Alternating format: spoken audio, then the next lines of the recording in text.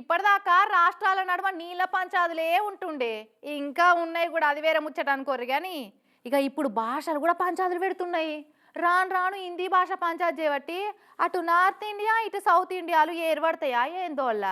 రాష్ట్రాల నడుమ రాష్ట్రీయ భాష మస్తు పంచాయతీ పెడుతుంది. మరి ఇటు కన్నడ వర్సెస్ హిందీ, అటు హిందీ వర్సెస్ తమిళు, మూడు రాష్ట్రాలల్లా భాష పంచాదులు ఎట్లా నడుస్తున్నాయో చూడుర్రి.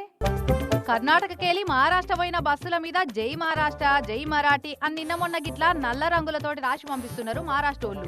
ఇక ఇటు మహారాష్ట్రకెళ్ళొచ్చిన బస్సుల మీద కన్నడ భాష రాసి పంపిస్తున్నారు కన్నడోళ్ళు. దెబ్బకే రెండు రాష్ట్రాల నడుమ బస్సుల రాకపోకలే బంద్ అయినాయి. అసలు పంచాయతీ ఎట్లొచ్చిందంటే మహారాష్ట్రకెళ్ళొచ్చిన ఒక ఆయన కన్నడ బస్ ఎక్కి హిందీలో మాట్లాడిండట. హిందీ అర్థం కాదు, కన్నడలో మాట్లాడమని బస్ కండక్టర్ అన్నాడట. అగో నాకు రాని భాష నువ్వు ఎట్లా మాట్లాడమంటావు అని ప్యాసింజర్ లొల్లి పెట్టిండట. పంచాది ముదిరి పెద్దగై రెండు రాష్ట్రాల నడుమ బస్సులు ఆగేటట్టు అయింది. తమిళనాడు పొలాచి, పలయం కొట్టై, శంకరన్ కోయిన్ రైల్వే స్టేషన్లలో బోర్డుల మీదున్న హిందీ పేర్ల మీద నల్ల రంగేసి నిరసన తెలిపిండ్రు. ఇట్లా హిందీ వద్దు తమిళే ముద్దు, వాల్మీకి మా మీద హిందీ రుద్దొద్దు అని హిందీ భాష అవుపడ్డ కాడల్లా నల్ల రంగు రుద్దుతున్నారు డిఎంకే పార్టీ ఎమ్మెల్యేలు, కార్యకర్తలంతా.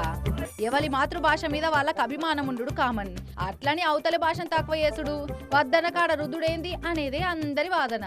మరి ఈ భాషలలో ఏవట్టి ఎవరికేం ఫాయిదా అవుతుందో గానీ మూడు రాష్ట్రాలల్లో నల్ల రంగు పెయింట్ కు ఆ పెయింట్ వేసేందుకు వాడే బ్రష్లకైతే మస్తు గిరాకైతున్నట్టున్నది కదా.